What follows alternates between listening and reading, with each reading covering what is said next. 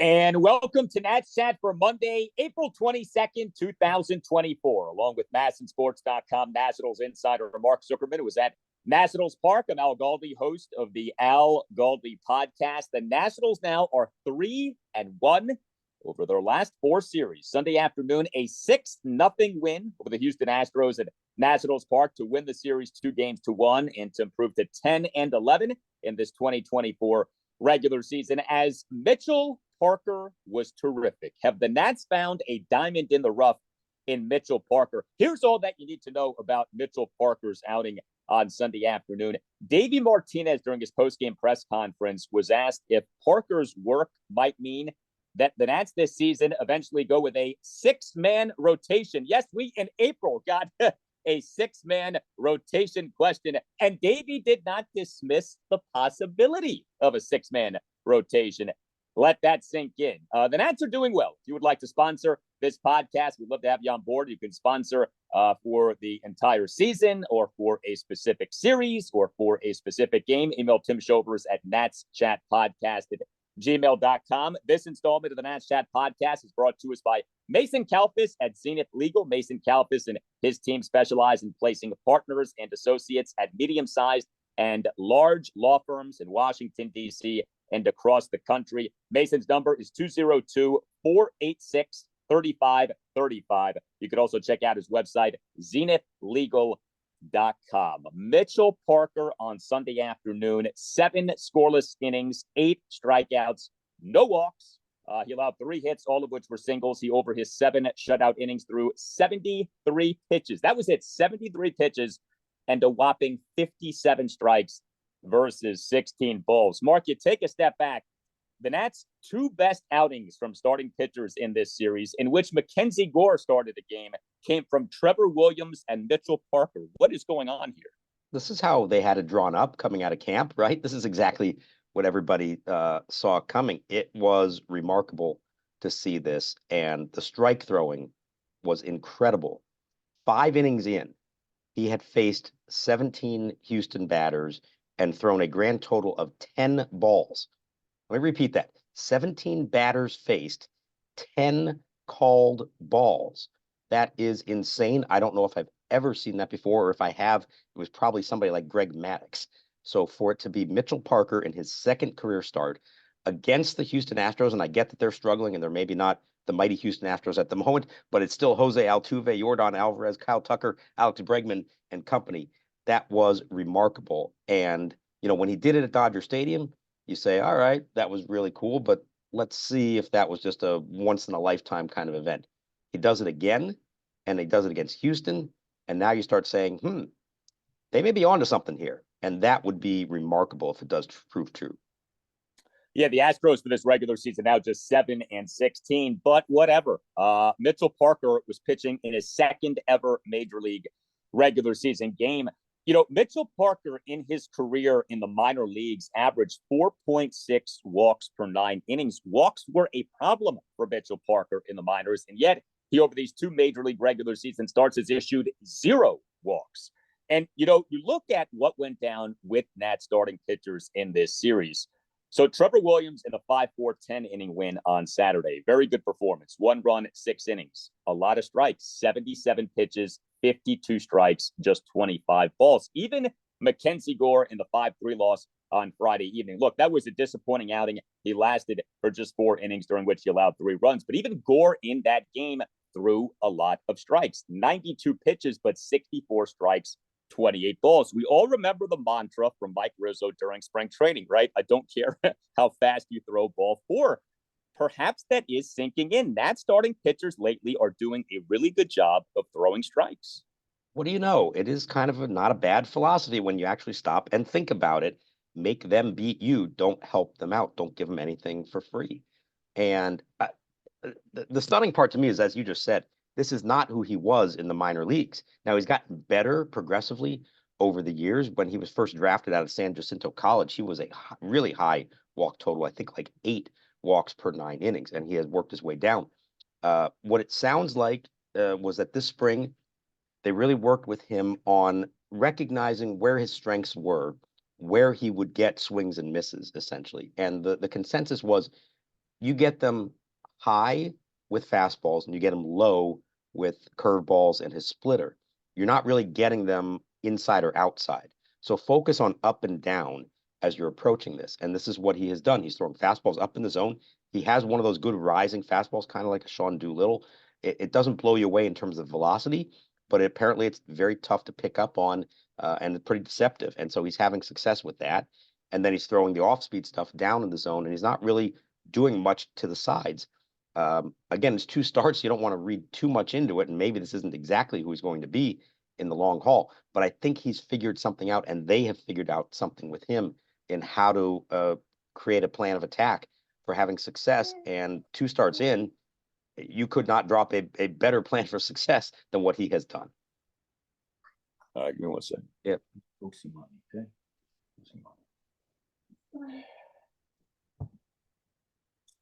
Yeah, so Mitch, for sure. And, when you think about Mitchell Parker, taken in the 5th round of the 2020 MLB draft out of, like what you said, San Jacinto College, if this Nats rebuild is going to work, you're going to need to stumble into some diamonds in the rough. Like, it can't just be that all of the prospects work out, because all of the prospects, in terms of the top prospects, they're not all going to work out. Like, that's just how this stuff goes, right? So if you get a diamond in the rough in a Jake Irvin, if you get a diamond in the rough in Mitchell Parker, that changes everything, because all of a sudden you're not so dependent on the Jackson Rutledges and Mason Dennebergs and Cade Cavallis working out. You hope that they all work out, but chances are they are not all going to work out. So, yeah, I mean, 2 starts into the major league career of Mitchell Parker. Nobody's going crazy, but you can't help but be encouraged. And there is this like real maturity that he's displaying out there. He's pitching like a veteran, which is so encouraging. There's so much poise. It's crazy. And Davey mentioned it that he noticed this spring from him. The kid has no heartbeat.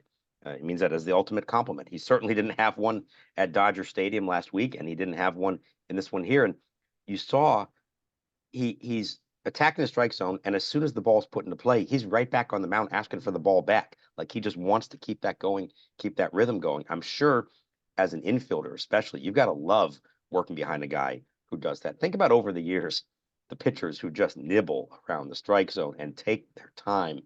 And it's so agonizing to watch, and it's so tough, I think, for teammates to stay mentally focused on that. Well, when you have a guy who just takes the ball and throws strikes and gets quick outs, it makes a big difference.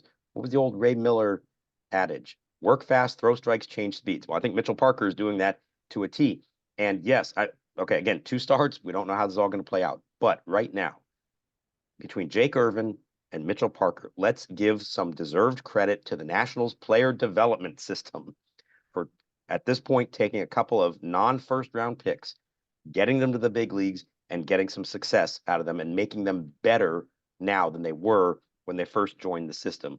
That is huge. If that can continue, it means the world for this organization that has had so much trouble doing exactly what they're now doing with these 2 guys.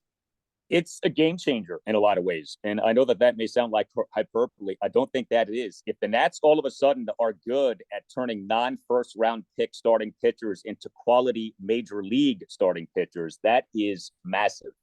Now, to the question of the 6-man rotation, and this is getting way ahead of ourselves. I get that. But look, that's the point of a podcast like this. You can have a little bit of fun. You can speculate a little bit. So, of course, so much of this depends on Josiah Gray, his health when he's back.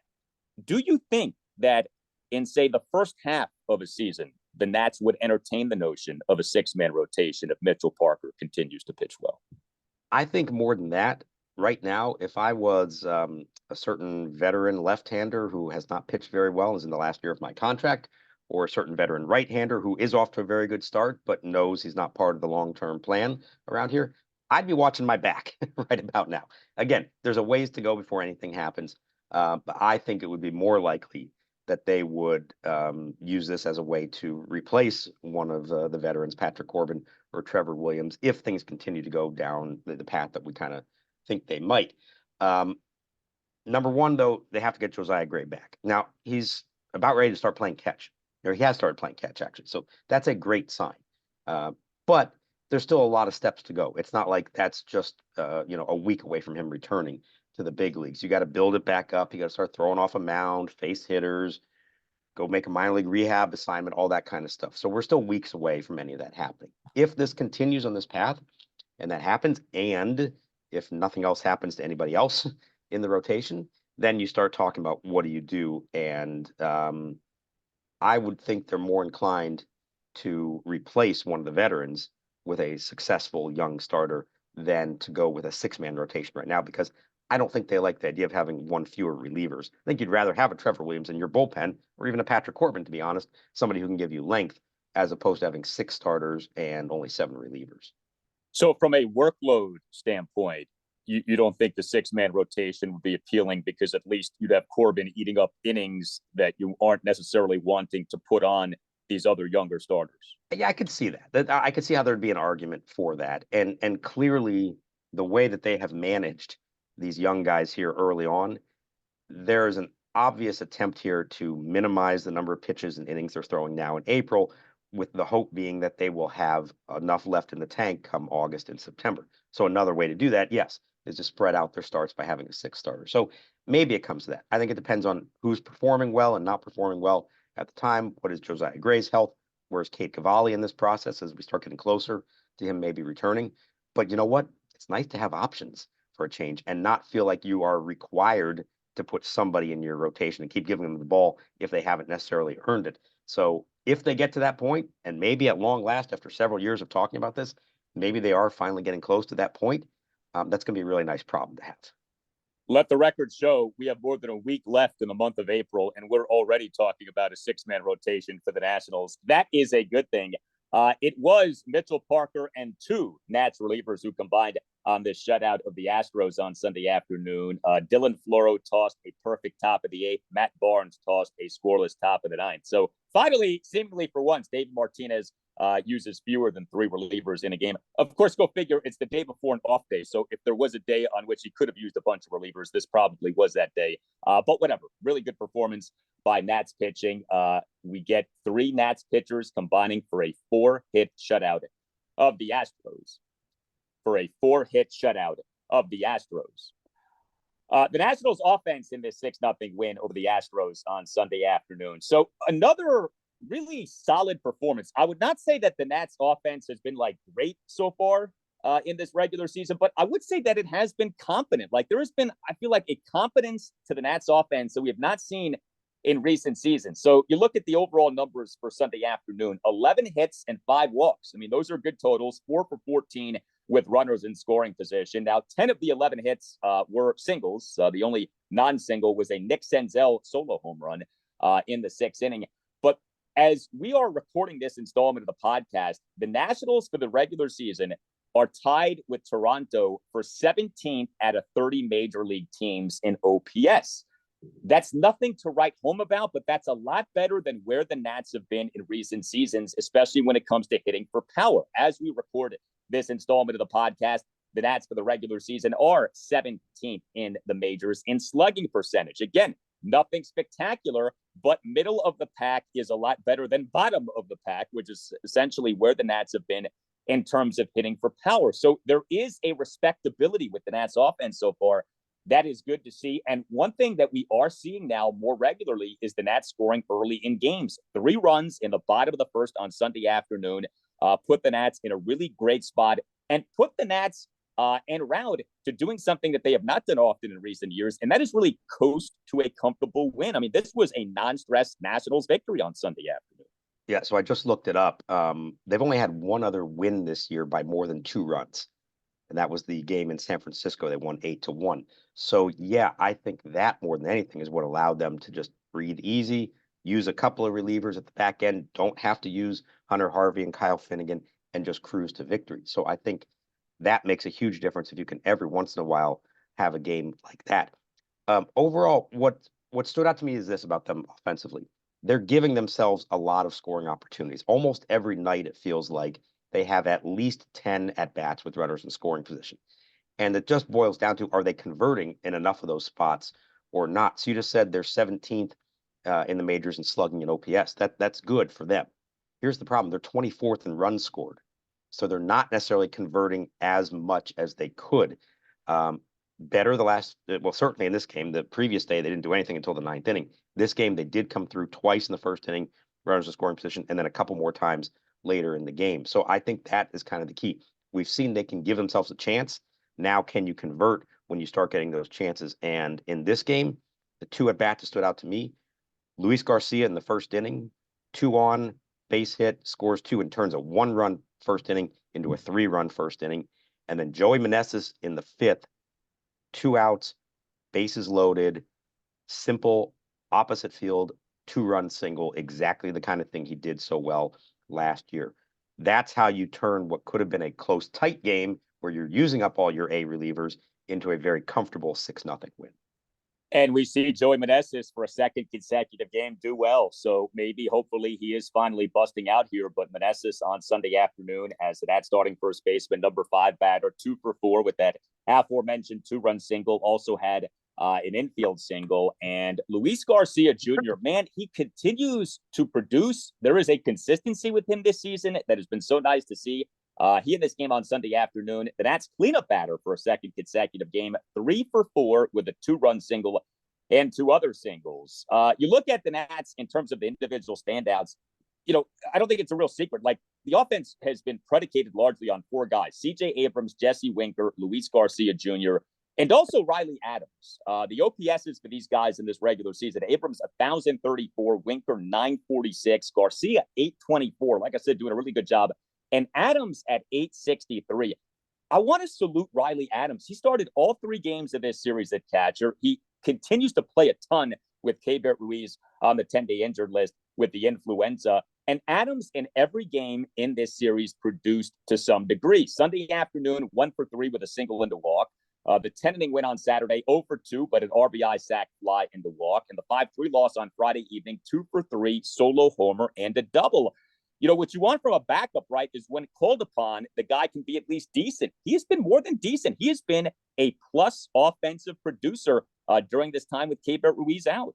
The question all along with him has been, we know he can be successful when he's put in there, but is he's the kind of guy that the more you play him, the more he gets exposed, and then maybe he doesn't continue to produce. Well, so far this year, the more he's playing, the more he is producing, which is a really nice development for him and for them as a team. They've needed this given the other struggles they've had offensively. I don't know what this means when Ruiz comes back. Does it mean you find more bats for him? Does it mean he is more regularly in the DH rotation or something like that? I don't know, but I will just say that given this opportunity, he is absolutely making the most of it. And let's also give him credit for being behind the plate for some very good pitching performances here in the last week or so. I know you don't give it all to the catcher, but he is a part of it. And I think he deserves credit for what he's done in working with some of these young starters. I know Davey Martinez gave you guys an update on Keibert Ruiz prior to the game on Sunday. How is Keibert doing? Yeah, we talked to Keibert also for the first time in a while. He's doing a whole lot better. It looks like he's about ready to go out on a rehab assignment. Probably on Tuesday, he'll go play for Harrisburg a couple of games. He kind of feels like, if it was up to me, I'd just come right back and play. He's eligible to come off the IL now. But I'll tell you what, he was out almost 2 weeks.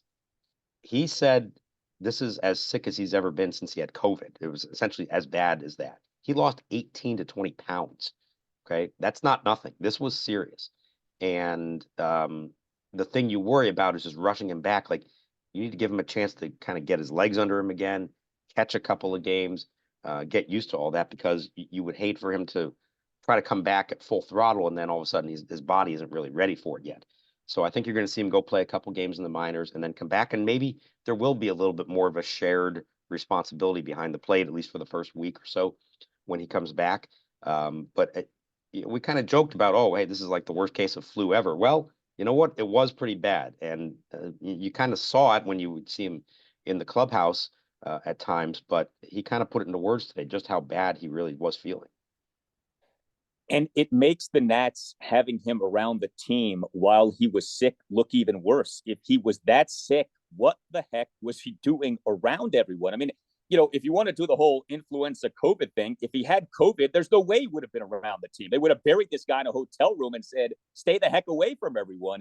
And yet with this, which was as bad, if not worse, than his COVID case, he's allowed to roam freely with the ball club. I mean, I still can't get over that the Nats did that.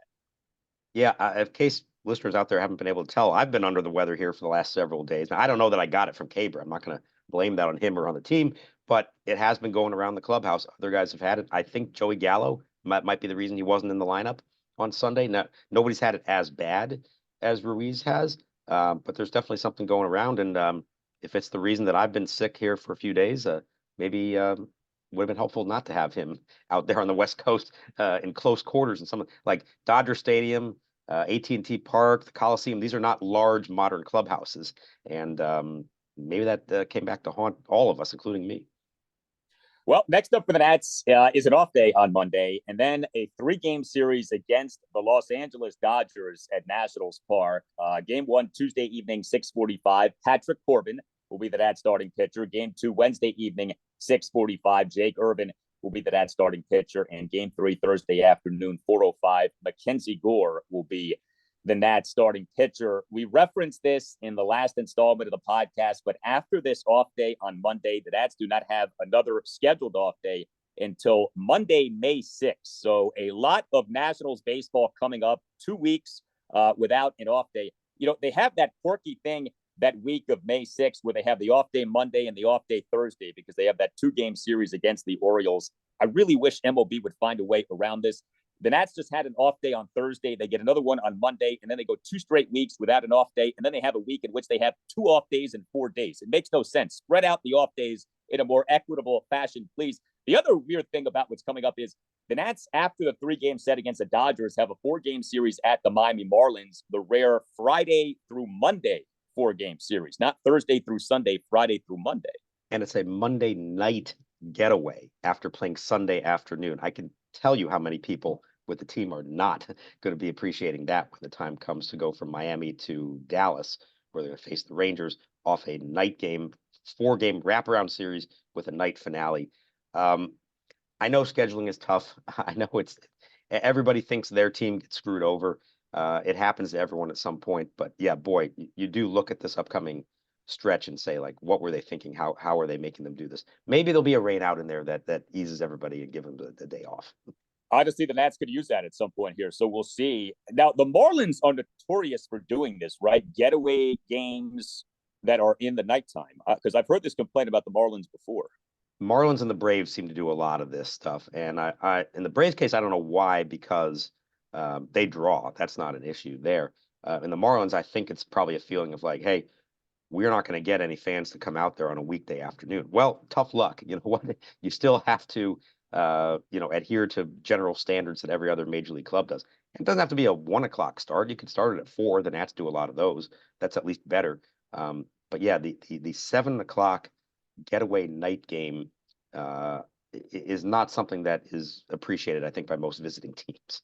Yeah, and it's the Miami Marlins. You're not drawing 40,000 just because you're playing a game at night as opposed to the daytime, okay? Like, what are you going to get, 12,000 as opposed to 8,000? Like, come on. It's just the whole thing is kind of quirky. But yeah, you look at these opponents too. 3 games at home against the Dodgers, 4 games at the Marlins, 3 games at the Texas Rangers, and then 3 home games against the Toronto Blue Jays. So the Nats still have not faced like the New York Mets or the Atlanta Braves, right? I mean, there have been very few National League East matchups so far, but this is how it is now with fewer divisional games. You play a lot of teams outside of the division. Right. And, some people think that's better. Some think it's worse. It's still strange to me.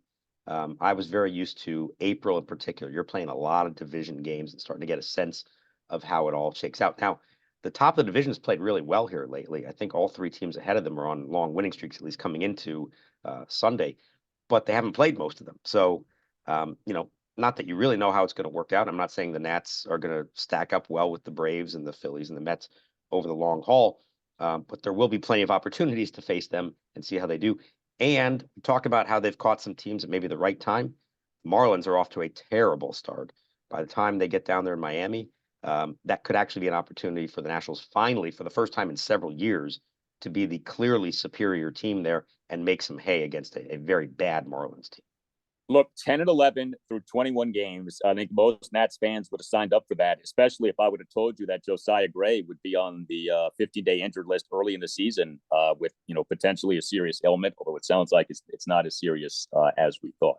All right, we have a shout out to deliver, and this is to be read in the voice of John Walker, of Alexandria, Virginia. This is John Walker of Alexandria asking my old Verizon colleagues, Harvey and Curtis, can you hear me now? If so, I'm sure you will join Davey and me in saying, let's go Caps. And I echo that, John. It is a tall task to defeat the Metropolitan Division winning and President's Trophy winning New York Rangers in the first round of the Stanley Cup playoffs. But just the fact that the Caps are in the postseason is a minor miracle given where this team has been at. Given that the team had a minus 37 goal differential in the regular season, worst goal differential for a Stanley Cup playoff team in the salary cap era, which started in 2005, 2006. So this really is something what the Caps have done in making the postseason this year.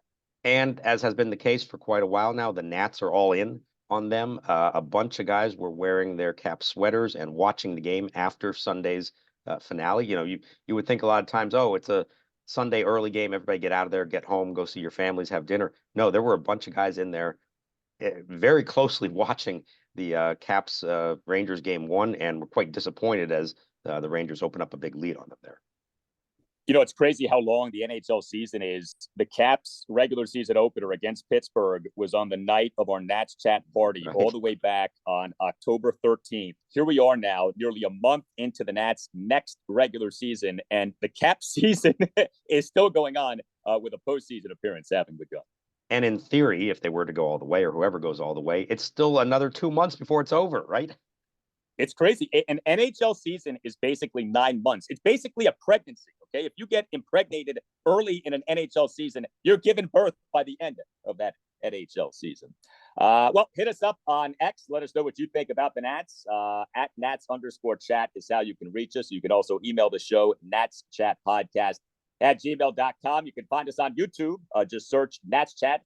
Our YouTube handle is at Nats Chat Podcast. And please click on the thumbs up button and please click on subscribe. We very much appreciate that. We have a website that we invite you to check out too, natschatpodcast.com, at which you can buy a Nats Chat Podcast t-shirt. All Nationals radio highlights on Nats Chat are courtesy of 106.7 The Fan. This installment of the Nats Chat Podcast has been brought to us by Mason Kalfis at Zenith Legal. Mason Kalfis and his team specialize in placing partners and associates at medium-sized and large law firms in Washington, D.C. and across the country. Mason's number is 202-486-3535.